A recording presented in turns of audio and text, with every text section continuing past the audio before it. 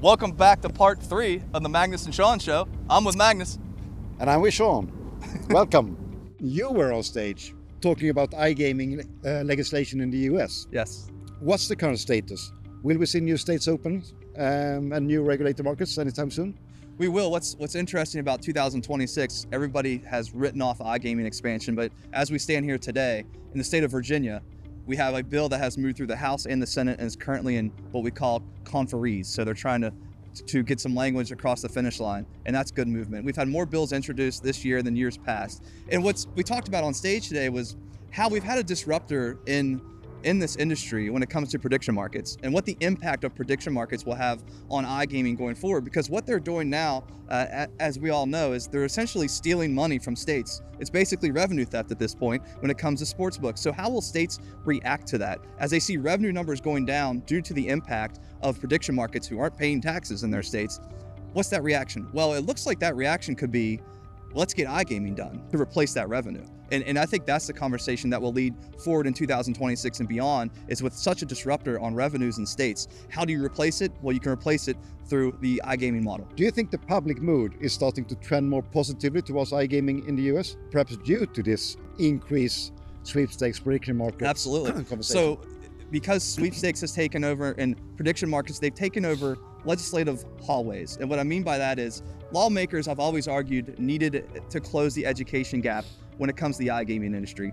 And the friction that we have now between sweepstakes and prediction markets within regulated gambling model in states when it comes to sports betting and otherwise is that it's alarming legislators to what's taking place. And part of that alarming that legislators are taking on now is learning more about the industry and realizing that iGaming is taking place in all 50 states, but yes, it's not regulated in all 50 states. It's not safe in all 50 states. And a regulated model is what is sustainable going forward. And it's one that protects the consumer and the constituents of lawmakers. And that is something that's a focal point for every lawmaker in every state. So what has happened now is the attention is on the gaming industry in general, but in particular, it's on iGaming going forward as a solution to a problem that currently exists in the US. So we should be sending out thank you cards to this case. Thank you, sweepstakes. Yeah. Thank you, prediction markets, because you are now, what is the Putting the irony in all spotlight of on this? it. It's Yeah. the ultimate irony, is that by disrupting the current model that's in place, it's bringing attention to the revenue model that iGaming is, and it is seeking for legislators to look at this and take it seriously, which is exactly what happened in Virginia and it's happening in other states right now.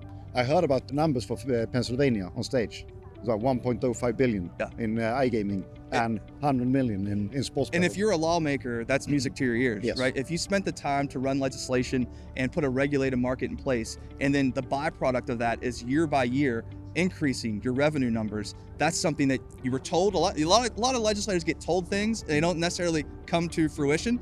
But when you're told, when you're passing legislation, it's going to bring revenue into your state, and then you see it play out year after year, it's real which money. we have seen in West Virginia and other states, that is real money that makes a real difference and goes to real things that impact your people in your state. So I think that's a message the industry needs to get a hold of more often, is where the money's going and who it's helping. And it's helping many people in many states.